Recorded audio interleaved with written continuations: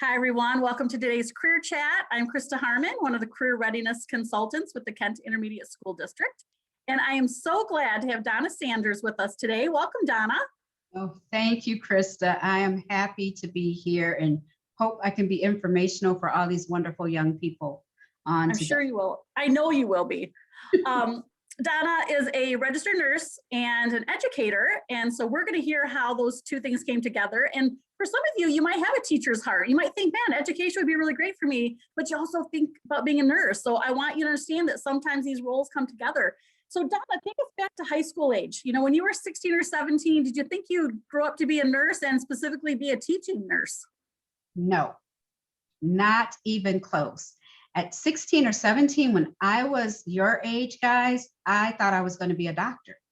That was my ultimate goal. I'm going to be a doctor. I'm going to be a doctor. I'm going to be a doctor.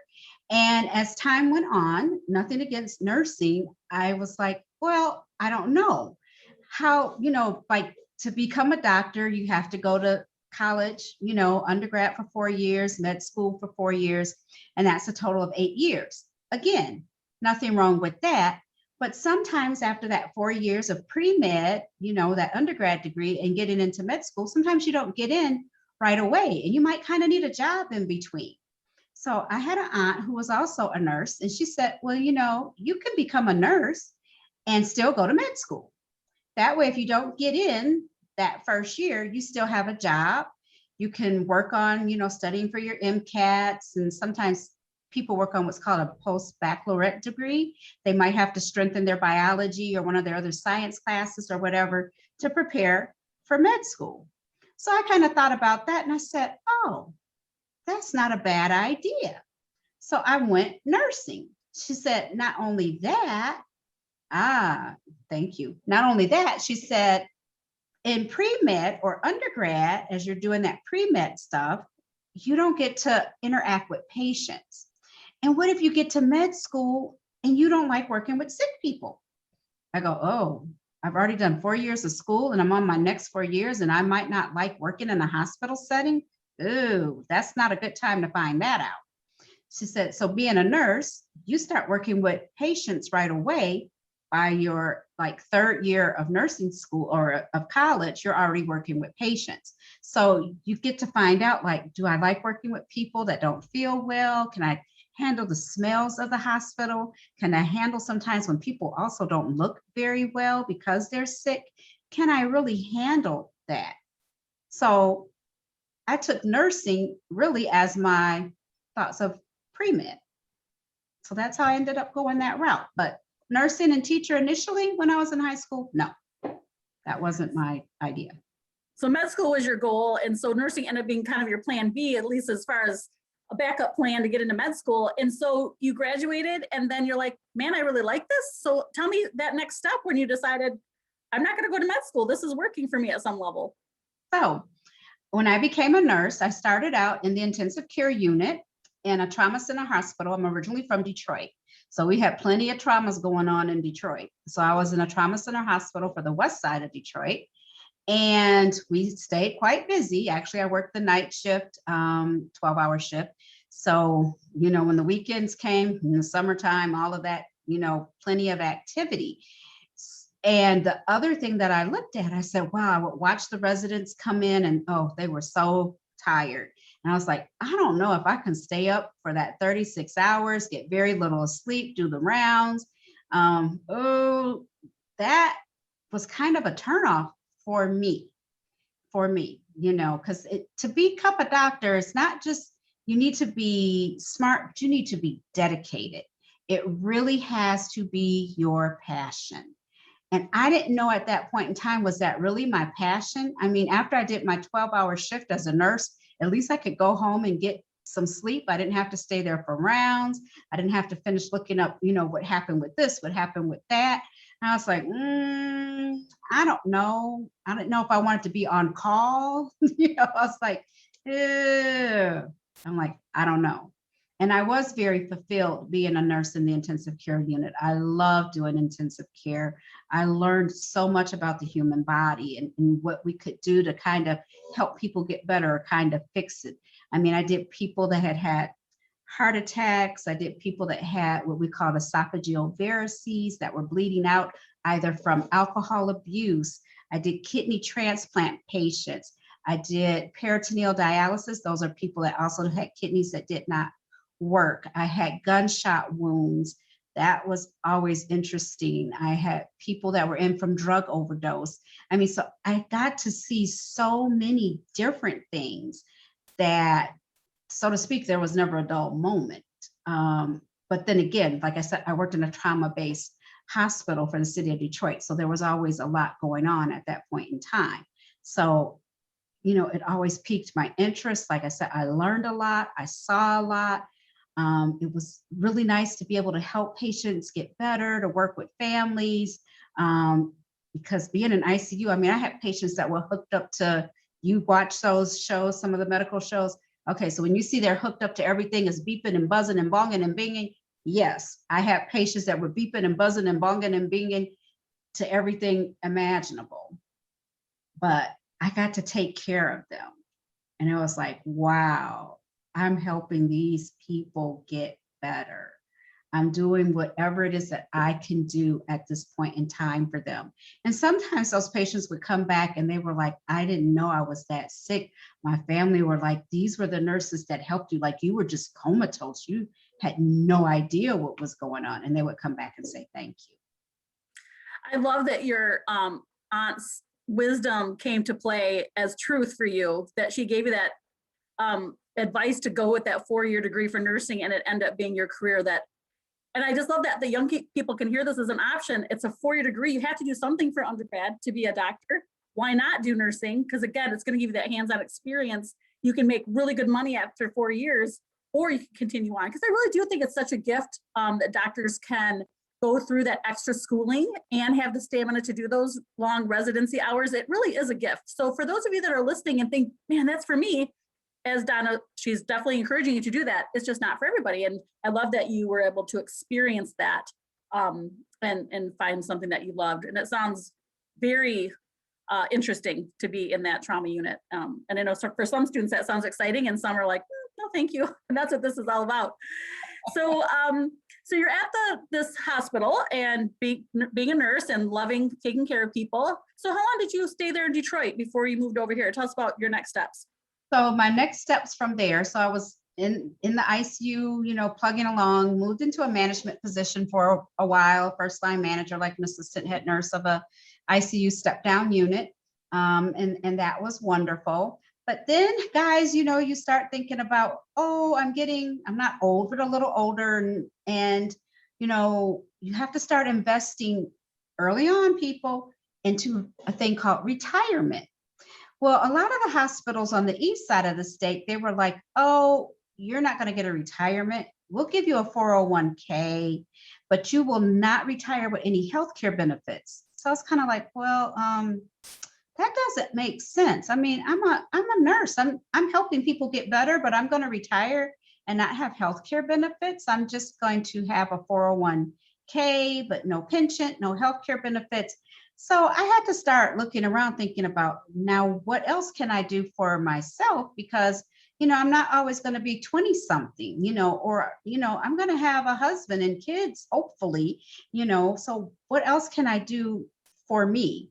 So at that time, I went back to school. I got a master's degree in hospital administration. I'm like, well, maybe I'll just become a hospital administrator. But during that time, I became a school nurse. And I became a school nurse. You guys have heard of Lincoln School over here or Pine Grove. So I started working with children that are what we call severely handicapped, medically fragile, and multiply impaired. So I had students, thanks to my ICU background, that were ages 3 to 16. They were on portable ventilators. My 3-year-old still took naps, and you've heard of things called people have sleep apnea, and they might sleep with the machines on. So they were on apnea monitors, and apnea means you stop breathing when you go to sleep, so no breathing. And so when they took naps, we had to place them on apnea monitors. I had tube feeders. I had students that had tracheostomies, so the hole in their neck to breathe through, and they were on oxygen, so I did breathing treatments. But I had learned how to do all of that because I was an ICU nurse. So dealing with students 3, 4, 5, 6 years old being on ventilators, portable ventilators all the time. I was comfortable with it, even though I was in a school setting. So my ICU background prepared me to take care of these students in a school setting. So, I love that this experience that you had as an ICU nurse prepared you to work in the school. They must have been thrilled when they got your application oh, to they have someone with that experience. And the first year I worked there was the first year they started getting students with portable ventilators. The respiratory, and I'm going to answer your question, Jasmine, the respiratory therapist that came to train them on the portable ventilator, as soon as she saw me, she was the respiratory therapist I used to work with in the ICU at the hospital. She goes, oh, you already know how to use this ventilator. It's the same one we would transport our patients on to go down to X-ray or CAT scan or whatever. I already knew how to use the machine. I love that. And for some of you young people, I mean, put in the chat if you never knew that this kind of nursing even existed. I love to hear if this is something new for you. So yeah, Jasmine's asking, you know, what is the kind of the scariest, the worst part about working with kids who are medically fragile in a school setting? Were there any concerns there? So there are some concerns because one time I had a student, his tracheostomy came out. He started turning blue. He couldn't breathe. So we had to hurry up, put on gloves, get it back in. Some of you have taken CPR, you know, where you use that thing called an ambu bag. We had to bag him, get his oxygen on. We did dial 911. We had to wait for the ambulance to get there, get him checked out at Children's Hospital. Of course, we called the parents, all of that to meet us there. And so sometimes that's what we had to do. So your training as a nurse, a healthcare provider, definitely comes in handy with that.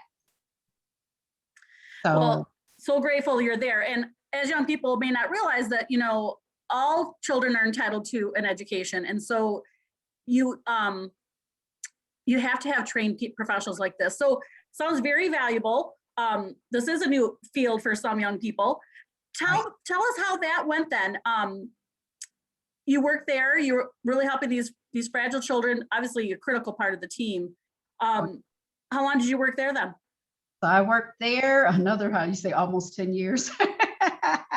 And then I got married and my husband's job moved us over here to the west side of the state. And then that's when I started working for Kent Career Technical Center as a certified nursing assistant instructor and teaching health careers. And so once again, those experiences moved me into something that I had some experience with, working with long-term care. In between, I had some other jobs. So for 6 months, I had been like an assistant director of nurses of a long-term care facility. It used to be called, you guys had one over here on 28th Street before it became that skilled SKLD. It's not far from Woodland Mall, but it was the same company. They had them on the east side of the state too. Okay. So I did have long-term care experience. I've had home care experience. I've worked with also transplant patients after they have received heart transplant patients. I used to work with them on a home care basis. Sometimes in other transplant patients, we think of people that once they have a transplant, an organ transplant, that they're good to go. But sometimes those organs go into some stages of what we call rejection, some early stages. And so for those heart transplant patients, when they go into early stages of rejection, I was one of the nurses that would come into the home and start giving them really high doses of steroids to try to calm the body down from rejecting that heart, even though they were on anti-rejection medications. And hopefully that would work for them because we all know you can't live without a heart. And they're not going to just turn around and get another heart transplant. So that was one of the jobs that I did. There's so many things that you can do in healthcare. You know, there were a couple other questions in the chat. Yeah, I think we covered them. I just answered one for you because you had already mentioned it. I think one thing I want to point out about that transition to a school setting is I imagine then the hours and you get more vacation time, you kind of on a school schedule, right? Versus working 3 12-hour shifts like a hospital. So this could be a really attractive reason to pull some of these young people into the education setting. So tell us about that. Summers off kind of thing? What do you got? Now with the special ed schools, though, they go year round. Those students are educated year round, but you could take vacation time or switch out with other school nurses that did not work year round because you have 2 sets of school nurses. Some work regular ed schools, some work special ed schools. So you can work that out. However, it does sound really great coming from the hospital, doing the 312s and going to a regular like daytime job, but that wasn't as easy as a transition you may think, because sometimes I worked Friday, Saturday, Sunday, but I was off 4 days in a row. Well, when you're off those 4 days in a row, I would go to Chicago. One time I grouped my days. I was off a week in a row, didn't take any vacation time, and spent some time down in Florida, and it was spring break for the colleges. So I had a ball. Never had to call in a vacation day, a sick day, or anything. Those were just my days off. So changing to that traditional schedule of Monday through Friday, I would work my 3 days at the school. And I'm like, well, I've already worked 3 days this week. What do you mean I have to do 2 more? I was ready to be off. So I've heard that 312 people really do get used to. And like you say, when you string your days off together, it ends up being a pretty nice schedule, especially even for young men or women who want to have a family, that, you know, it can be pretty doable as far as even childcare. You might have to only get childcare for 3 days a week. So one of the students wants to know if you like the school setting then better or the hospital setting, since you've had both. They both have their pros and cons. Like you said, I liked having the 3 days and being off longer, but guess what? Hospitals never close. So I worked my fair share of Christmases, New Year's, you know, all of the holidays, weekends. You know, hospitals are 365. And I've had students, my current students, say to me, oh, I didn't think about I'd have to work Christmas Day. I'm like, well, yeah, we can't send all the patients home Christmas Day. You know, so hospitals never close, or even nursing homes, whatever. You know, healthcare facilities are always open. And so they have to always be staffed. So that's one thing. Being in the school setting, I do like having my summers off. That is more convenient. And of course, I don't work weekends and holidays. So it's the pros and the cons. Working here now with the students, and Mrs. Harmon has known me for a while now, you do see the rewards. I was just telling her that currently I have a student, she's either in her sophomore or junior year at Michigan State's medical school. I've got students that are at Spectrum. I've been working here since 05, so first graduating class for me is 06. So I have students that are nurses at Spectrum, Metro. I have another student, he should be done. He's a nurse anesthetist now. He should have that finished. Oh, good. So, you know, I have watched my students, as they say, I've watched them grow up, soar, fly away, and have become, you know, healthcare professionals. All of them, like I said, one's in med school, one's a nurse anesthetist. A couple of them should be finishing up physical therapy. So some are becoming PTs, OTs. All of them are not going into nursing.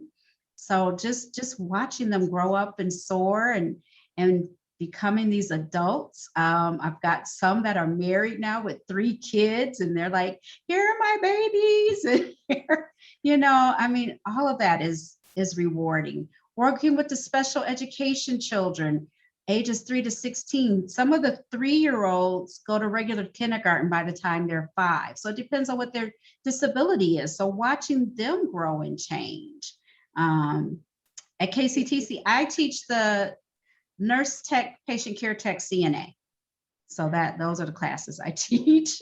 Well, I think it's beautiful because one of the great things about being a teacher, like you say, is to see kids grow and develop. And I think that's what young people that are watching this have to kind of start to do some self-assessment. You know, do you want to be in a hospital where you're dealing with new patients all the time, or working in long-term where you might develop relationships with your patients because they live there and you're going in every day and getting to know them and their families. And in the school role, right, you get to really know your students. So young people would be thinking about that. That's part of this process of learning of what sounds interesting to you, you know.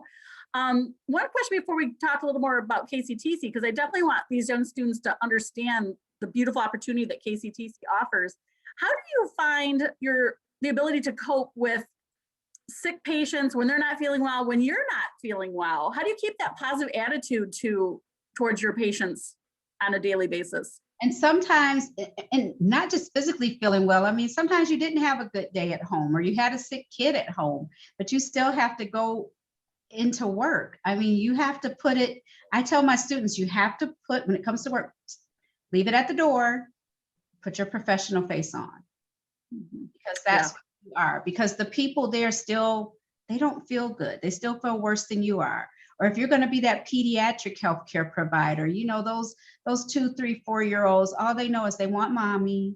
They don't feel good. This is a strange environment, you know, and they just want to go home, you know. Yeah. And so you have to remember, some people are really terrified of being in a healthcare setting, in the hospital, even if it's not for long. And part of our job is to make them feel comfortable and at ease as much as we can, even though they might be going through a tough time. The other thing, guys, and maybe some of the other nurses or other healthcare people may have told you this, we also have to deal with families that may lose a family member in the healthcare setting. And we have to help them through that process also. And remember, that family member can be any age, from the NICU, the pediatric age, you know, to an adult. But it's also our job to help those families through that process. So you've got to think about, are you willing to be that person to help them through that also? Because it's not a process you ever get used to.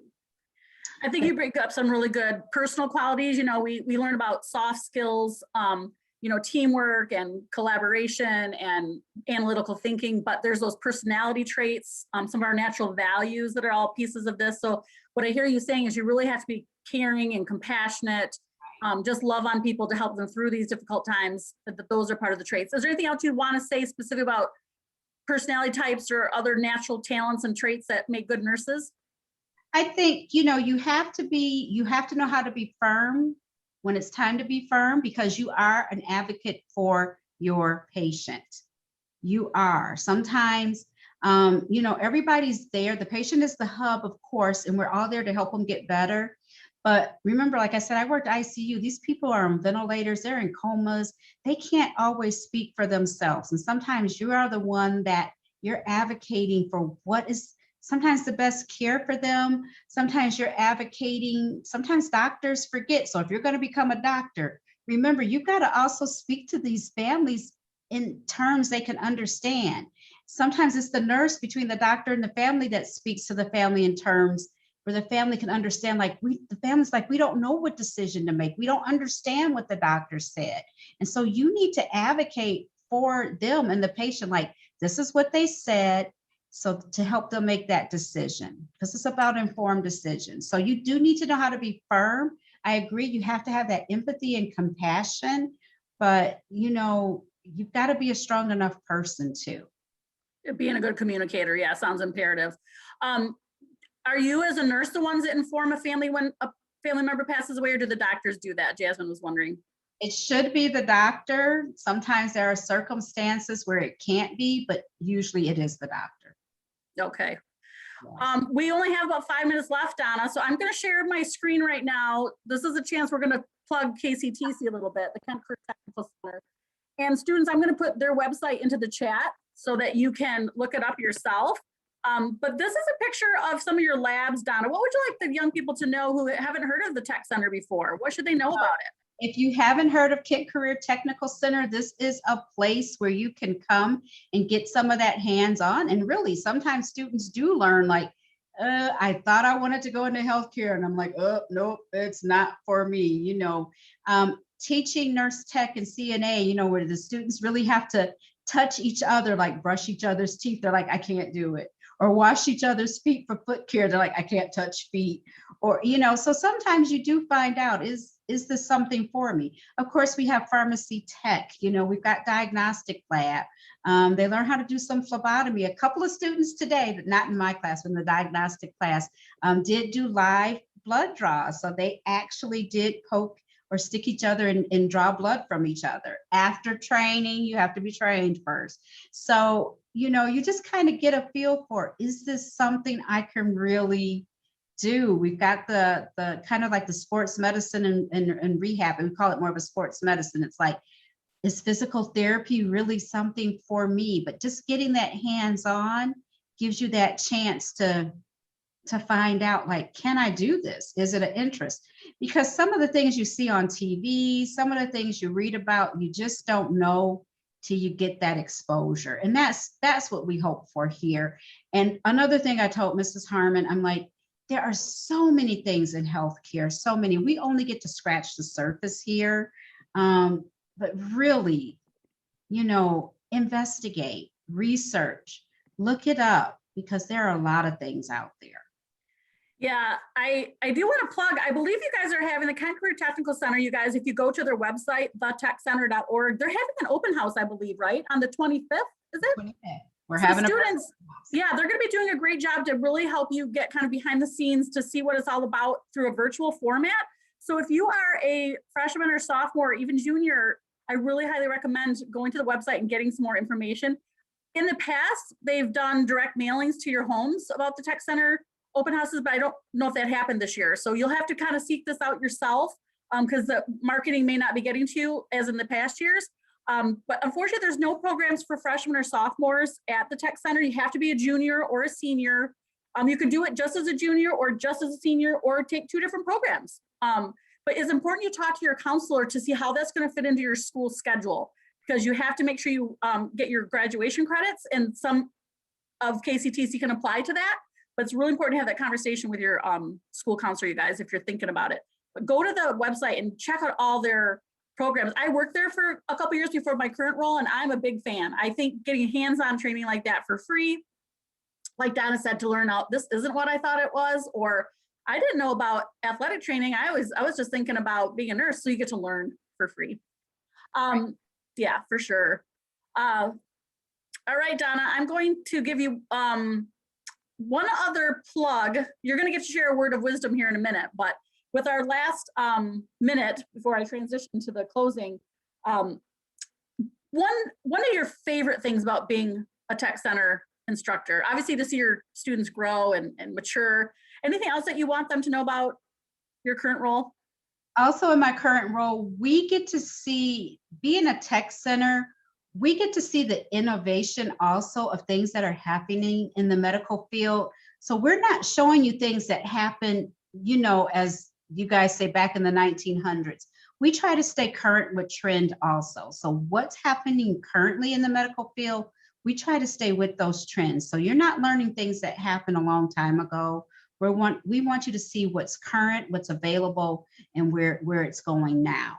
So keep that in mind too. And yes, I love to see the students grow and soar, and you know, and we try to be aware of the new things that are coming out because new jobs have emerged since I've been teaching in health careers. So we try to stay abreast of that also. And local employers recruit students from the Tech Center. So it's a great way to transition into a job.